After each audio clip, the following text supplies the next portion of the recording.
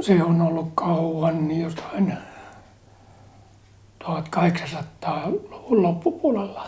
Mun pappani tuli tänne, mä tarkkaan muista sitä. Niin. No silloin se kietoutui, että siihen aikoinaan kun tuossa Uuppulassa oli Koppelin talo, niin siinä oli 7 veljestä. Ja ne lähti maailmalle. Richard, mun pappani, tuli tänne sitten ja täältä sitten löytyi vaimonsa sitten Olkani. Kaupungista niin kuin sinäkin löysit minut. Niin. No maanviljelystilaahan tämän perusti sitten ja raivasivat peltoja tuonne.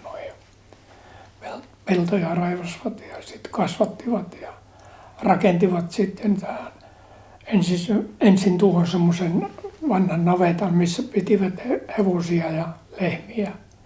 Ja sitten tuo 41 tehtiin tuo sota-aikaan tuo uusi navetta sitten. Ja oli lypsykarjatila. No sitten meni sillä, että lypsykarjatila tuli reptokukki noihin lehmiin, niin ei pystytty sitten niitä parantamaan. Niin sitten minäkin läksin Siipikarjan autokouluun harjoittelemaan ja olin siellä vuoden päivän, opettelin tämän ammatin. Vuonna 1958? Vuonna 1958.